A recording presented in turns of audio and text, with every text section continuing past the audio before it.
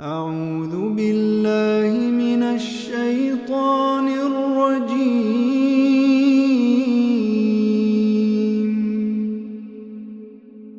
بسم الله الرحمن الرحيم.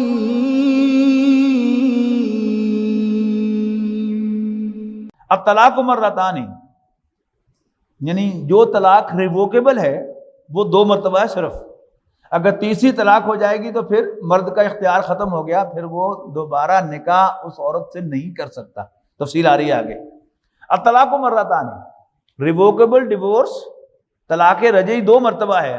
فَإِمْسَاكٌ بِمَعْرُوفٍ، تو پھر اس کے بعد یا تو اچھے طریقے سے رکھنا ہے، او تسریح بِإِحْسَان، یا اچھے طریقے سے چھوڑنا ہے. وَلَا يَحِلُّ لَكُمْ، اے مردوں تمہارے لیے یہ جائز نہیں ہے، ان تاخذوا مما آتیتموہن شیئا، کہ تم جو چیز تم انہیں دے چکے ہو مہر کی شکل میں تم ان سے واپس لو. الا ان یخافا اللہ یقیما حدود اللہ، مگر ایک شرط پر کہ ان دونوں کو ڈر ہو کہ وہ اللہ کی حدوں کو قائم نہیں رکھ سکیں گے. یہ کیا ہے کہ عورت بھی سمجھتی ہے کہ میرا اس کے ساتھ گزارا نہیں ہے، تو وہ مہر واپس کر دیتی ہے اس کو، یا اس میں سے کچھ لمٹ کر دیتی ہے، یا اس کے ساتھ کوئی لین دین کا معاملہ کر لیتی ہے کہ میں تمہیں اتنا دے دیتی ہوں تو مجھے چھوڑ دو.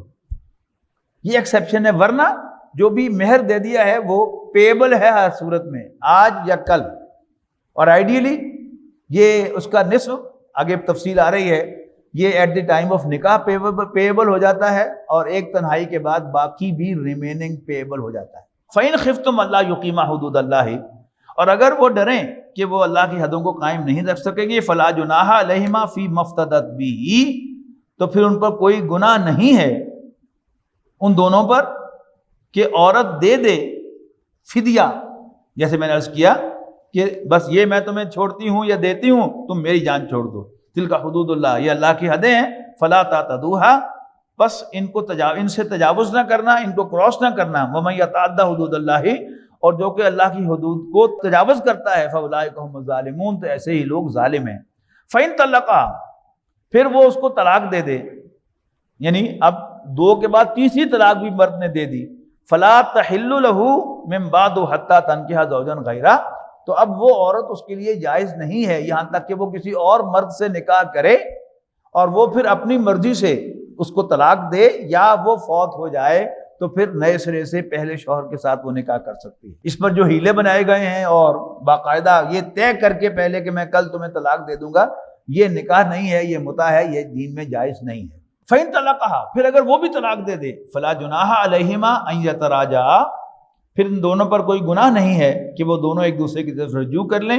ان ظنّا ان یقیما حدود اللہ، اگر وہ خیال کریں، اگر وہ سمجھیں کہ وہ اللہ کی حدوں کو قائم رکھ سکیں گے. وَتِلْكَ حدود اللہ، اور یہ اللہ کی حدیں ہیں. یبینھا لقوم یعلمون، جن کو اللہ تعالیٰ کھول کھول کر بیان کرتا ہے سمجھدار لوگوں کے لیے. وَإِذَا طَلَّقْتُمُ النِّسَاءَ، اور پھر جب تم عورتوں کو طلاق دو، فَبَلَغْنَ أَجَلَهُنَّ، پھر وہ اپنی عدت کو پہنچ جائیں. فَأَمْسِكُوهُنَّ بِمَعْرُوفٍ، پھر یا تو انہیں اچھے طریقے سے رکھو، او سرحوهن بِمَعْرُوفٍ، یا اچھے طریقے سے چھوڑو. وَلَا تُمْسِكُوهُنَّ ضِرَارًا لِتَعْتَدُوا، اور انہیں مت روکے رکھو تاکہ تم انہیں ستاؤ اور تم ان پر زیادتی کرو. وَمَن يَفْعَلْ ذَلِكَ فَقَدْ ظَلَمَ نَفْسَهُ، جو کوئی بھی ایسا کرے گا وہ اپنے اوپر زیادتی کرے گا. وَلَا تَتَّخِذُوا آیَاتِ اللَّهِ هُزُوًا، اور اللہ کی آیات کو مذاق نہ سمجھو. وَاذْكُرُوا نِعْمَتَ اللَّهِ عَلَيْكُمْ، اور یاد کرو اللہ کی مہربانی پر جو اس نے تم پر فرمائی ہے.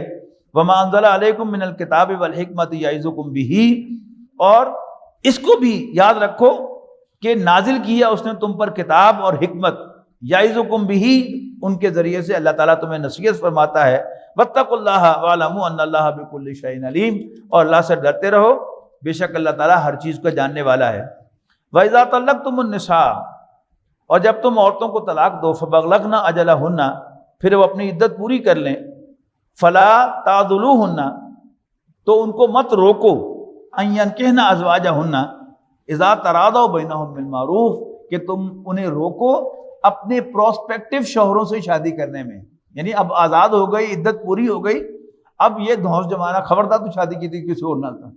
اور یہ باقاعدہ اس پر عورتیں بیچاری قتل کر دی جاتی ہیں اس بات پر کہ طلاق بھی دی اور پھر اوپر سے کسی اور نے اگر پرپوزل دی تو اس کو پیغام بھیجا خبردار تو شادی کی تھی، اور عورت کو بھی دھونس جمائی. یہ اللہ تعالیٰ کو ناراض کرنے والی باتیں ہیں، اور ہم بہت کمزور ہیں، اللہ تعالیٰ کی ناراضگی ہم افورڈ نہیں کر سکتے.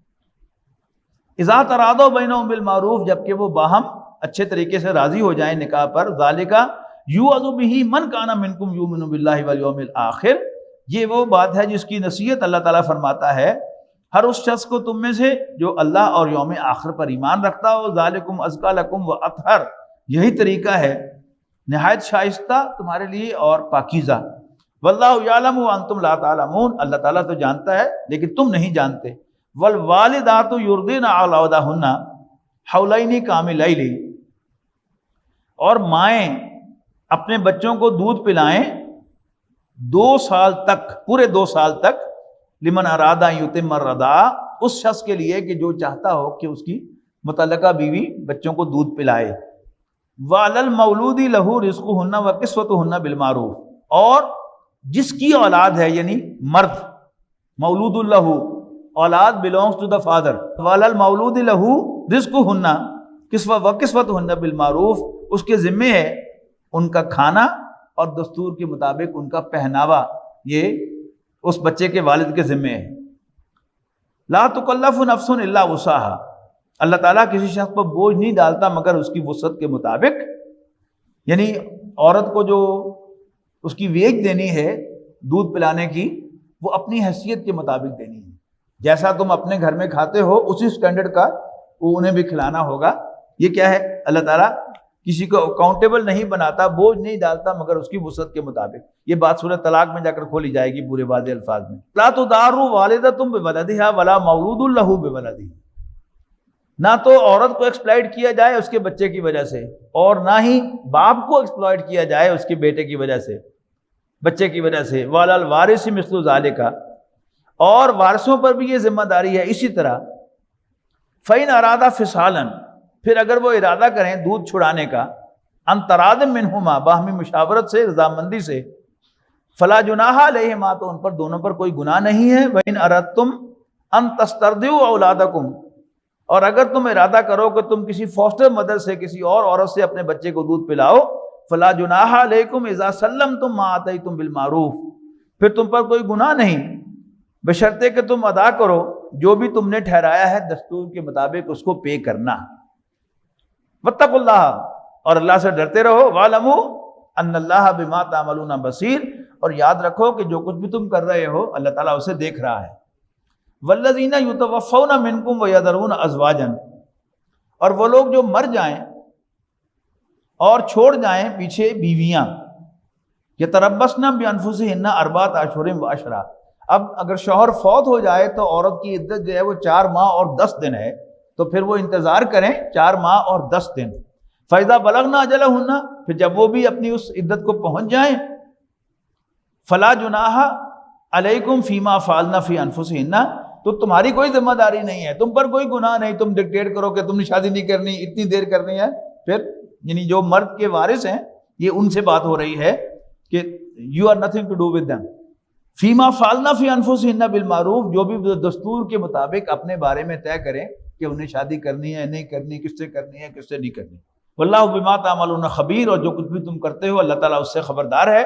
ولا جناح علیکم فیما اردتم به من خطبۃ النساء، اور تم پر کوئی گناہ نہیں ہے کہ تم اشارے کنائے سے عورتوں کو پیغام بھیجو. او اکننتم فی انفسکم، یا تم اپنے دلوں میں اس بات کو چھپا کے رکھو. یعنی ایک عورت ہے طلاق ہو چکی ہے اس کو، یا اس کا شوہر فوت ہو گیا ہے اور وہ عدت میں ہے، عدت کے دوران تم اشارے کنائے میں اس کو میسج تو دے سکتے ہو کہ جب تمہاری عدت پوری ہو جائے تو مجھے کنسیڈر کرنا، یا کسی اپنے دوست اور عزیز کی طرف سے کہہ سکتے ہو کہ اس کی طرف سے پیغام ہے کہ تم اس کو کنسیڈر کرنا، لیکن نکاح نہیں ہو سکتا. وہ بات یہاں بیان ہو رہی ہے. ولا جناح علیکم فیما اردتم به من خطبۃ النساء او اکننتم فی انفسکم علم اللہ انکم ستذکرونہن. بڑی زبردست بات کہی ہے انسانی نفسیات کی کہ اللہ تعالیٰ کو معلوم ہے کہ تم اس کا ہی کسی نہ کسی ذریعے سے تذکرہ ضرور کرو گے. اللہ تعالیٰ کو معلوم ہے. ولکن لا تواعدوہن سرا الا ان تقولوا قولا معروفا، لیکن اس کا پکا وعدہ نہ کرو پوشیدہ طور پر، یعنی نکاح نہ کرو یا باقاعدہ کوئی کمٹمنٹ کے بس جی ہو گیا پکی بات، بس وہ بول ہی صرف رہ جائیں نکاح کے بعد میں، باقی بات پکی ہو جائے، اس کی اجازت نہیں ہے۔ یعنی جو معروف طریقہ ہے یہ پیغام بھیجنے کا بس وہی ہو، اس سے بڑھ کر نہ ہو۔ ولا تعزموا عقدۃ النکاح، اور پکا عقد نکاح نہ کرو، حتیٰ یبلغ الکتاب اجلہ، یہاں تک کہ عدت پوری ہو جائے۔ وَاعْلَمُوا أَنَّ اللَّهَ يَعْلَمُ مَا فِي أَنفُسِكُمْ فَاحْذَرُوهُ، اور جان رکھو کہ اللہ تعالیٰ جانتا ہے جو کچھ بھی تمہارے دلوں میں ہے، لہٰذا اس سے ڈرتے رہو۔ وَاعْلَمُوا أَنَّ اللَّهَ غَفُورٌ حَلِيمٌ، اور جان لو، یاد رکھو کہ اللہ تعالیٰ بخشنے والا اور بردبار ہے۔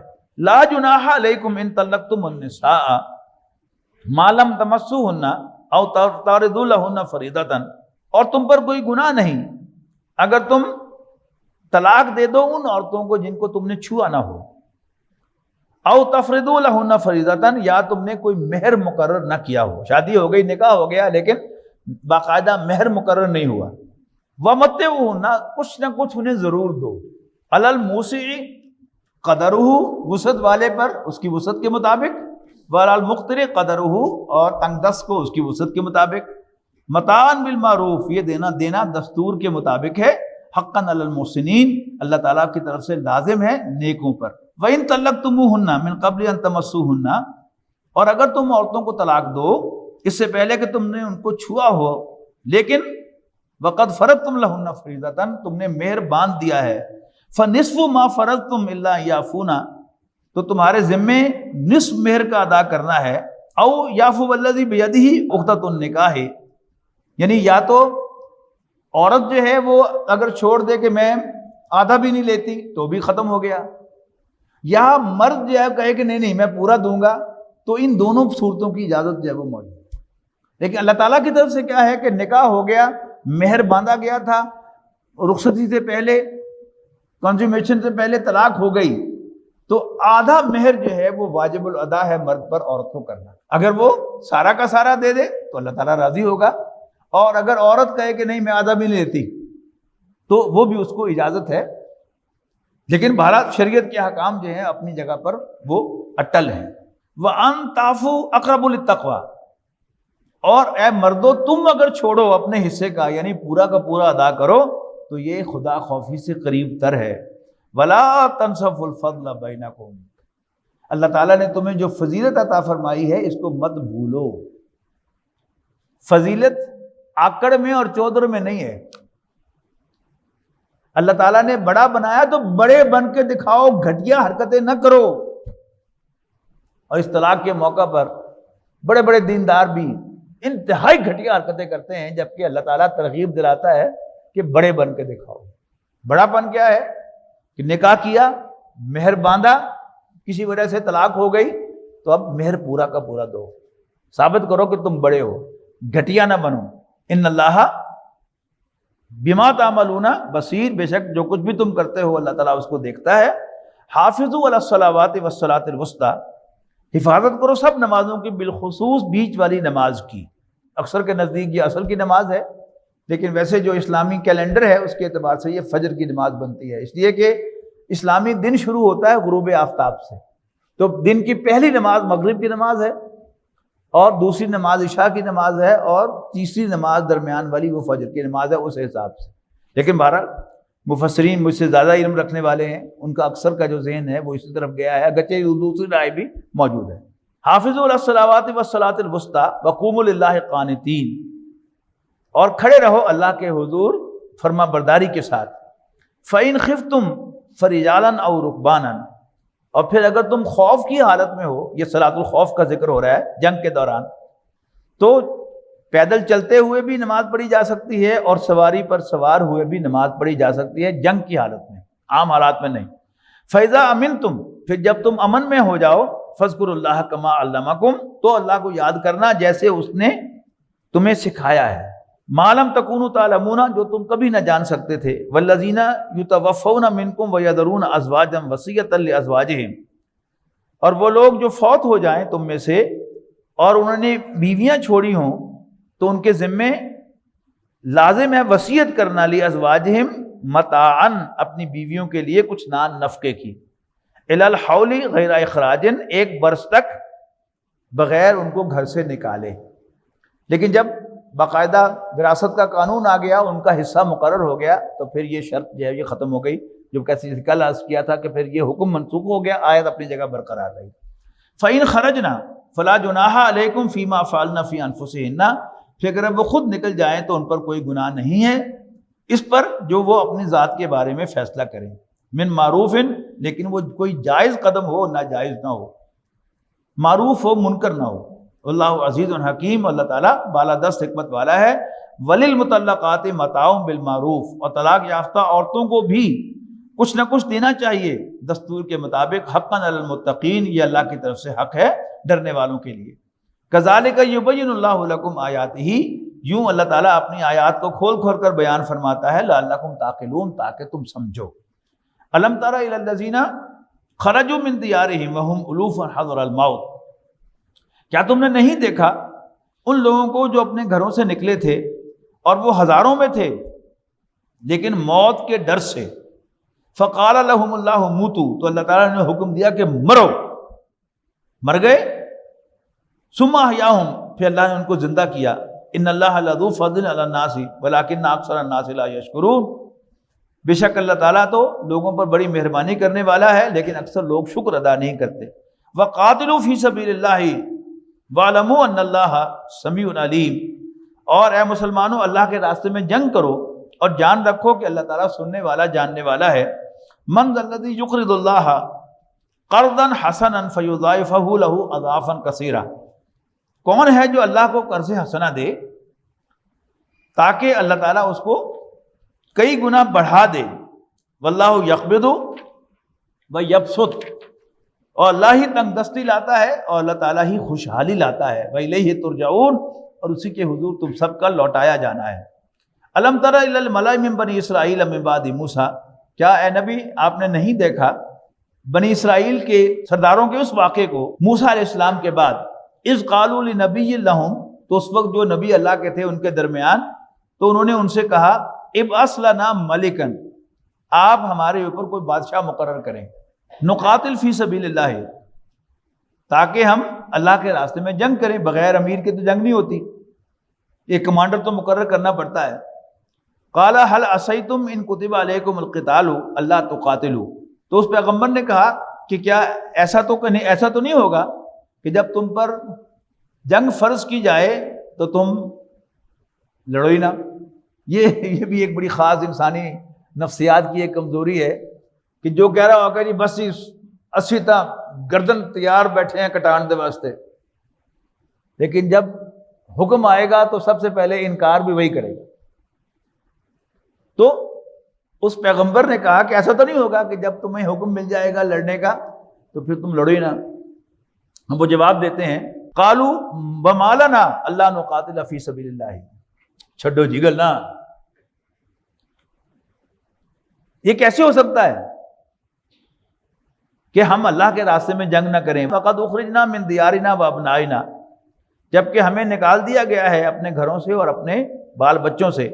فلما کتب علیہم القتال، لیکن جب ان پر قتال کرنا فرض کیا گیا، تولوا الا قلیلا منہم، تو سب بھاگ گئے سوائے ان میں چند کے۔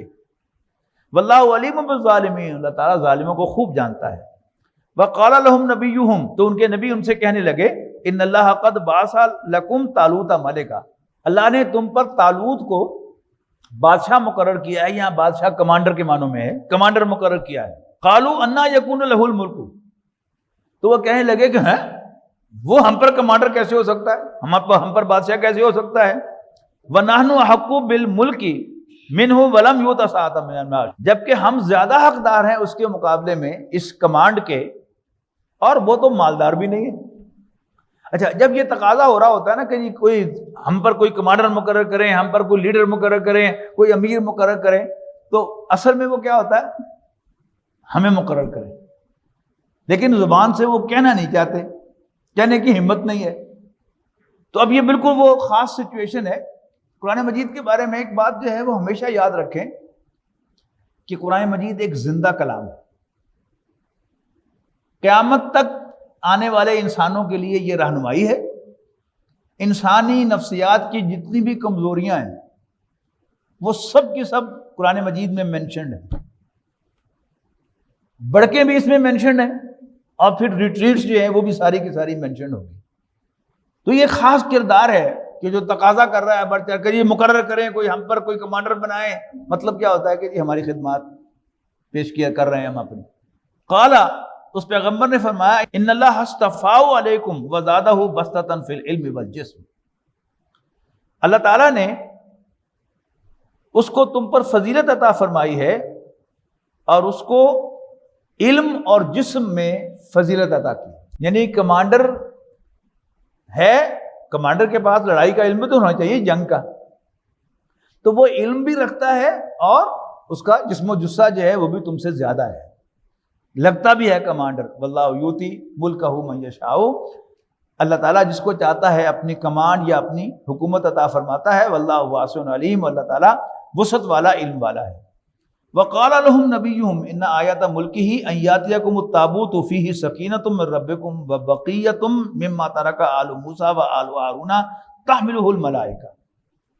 تو ان کے نبی نے ان سے کہا کہ اس کے کمانڈر ہونے کی نشانی یہ ہے کہ تمہارے پاس تابوت سکینت آئے گا۔ یہ ایک صندوق تھا کہ جس میں حضرت موسیٰ علیہ السلام کا عصا، تورات کی تختیاں اور حضرت موسیٰ اور حضرت ہارون علیہ السلام کے تبرکات تھے۔ جب نیبوکیڈ نظر نے حملہ کیا اور فلسطین کی اینٹ سے اینٹ بجا دی اور یہاں ان کو قیدی بنا کے لے گیا، تو ساتھ ہی وہ صندوق بھی لے کے چلا گیا۔ اب پھر وہ صندوق جو ہے پھر دوبارہ انہوں نے حاصل کیا، پھر حملہ ہوا، پھر چھن گیا۔ اب یہودیوں کا خیال یہ ہے کہ وہ تابوت سکینت بیت المقدس کی جو بنیادیں ہیں ان کے نیچے دفن ہے، اور انہوں نے وہ ساری جو بنیادیں ہیں ان کی نیچے سے کھود لی ہیں، اوپر عمارت کھڑی ہے اور نیچے انہوں نے تہ خانے بنا لیے ہیں، سارے ان کے پلرز جو ہیں وہ رہنے دیے ہیں، اور اس تابوت کو ڈھونڈنے کے لیے۔ اور اب انہوں نے کسی بہانے سے ایک دن ایسا آنا ہے کہ کوئی پاگل آدمی وہ لے کے آئیں گے جو وہ دھماکہ کرے گا، اور اس سے پھر اکثر عمارت جو ہے وہ تباہ ہو جائے گی۔ تو پھر وہ فیصلہ کریں گے جب گر ہی گئی ہے ایک دفعہ، تو اب نئے سرے سے اس کو، وہ جو حضرت سلیمان علیہ السلام کی جو عمارت تھی ہیکل سلیمانی، اس کو دوبارہ ہم وہ تعمیر کریں گے۔ اور پھر وہ ایک پتھر ہے، بڑا مقدس پتھر، کہ جس پتھر پر حضرت داؤد علیہ السلام کی تاج پوشی ہوئی تھی، حضرت سلیمان کی تاج پوشی ہوئی تھی، اور وہ پتھر ہوتا ہوا جو ہے پھر آئرلینڈ میں گیا۔ اب وہ لندن کے اندر جو ان کا بڑا چرچ ہے اس کے اندر وہ پڑا ہے، اور جو شاہی خاندان کے جتنے بھی بادشاہ بنتے ہیں، یہ ملکہ الزبتھ ہو یا اس کے بڑے جو ہیں سارے، ان سب کی تاج پوشی بھی اسی پتھر پر ہوتی ہے۔ اور اب عیسائیوں کا خیال یہ ہے کہ عیسیٰ علیہ السلام جب دوبارہ تشریف لائیں گے اور پھر وہ پتھر جو ہے وہ یہاں پر نصب کیا جائے گا، اور پھر حضرت عیسیٰ علیہ السلام جو ہیں وہ بادشاہت سنبھالیں گے اور اس پتھر پر ان کی تاج پوشی ہوگی۔ تو بہرحال وہ کچھ یعنی تبرکات ہیں۔ نشانی کیا ہے کہ وہ جو تابوت ہے، وہ جو صندوق ہے، وہ اس کے گھر میں آئے گا تمہارے پاس واپس، یعنی ایک گدھا گاڑی پر یا چھکڑے پر وہ لاد کر وہ اس کے گھر پہنچے گا، اور تم پہچان لو گے کہ یہ واقعی اللہ تعالیٰ کی طرف سے اپائنٹ ہوا ہے۔ تمہارے پاس وہ صندوق آئے گا، فیہ سکینۃ من ربکم، اس کے لیے، اس کے اندر تمہارے لیے تمہارے رب کی طرف سے سکینت کا سامان ہے۔ وبقیۃ مما ترک آل موسیٰ وآل ہارون تحملہ الملائکہ، اور جو چھوڑی ہوئی چیزیں ہیں، تبرکات ہیں آل ہارون اور آل موسیٰ کے، تحمل الملائکہ، فرشتے اسے لے کر آئیں گے، اس کے گھر میں پہنچ جائے گا وہ۔ ان فی ذلک لآیۃ لکم، یقیناً اس میں تمہارے لیے ایک نشانی ہے، ان کنتم مومنین، اگر تم مانو۔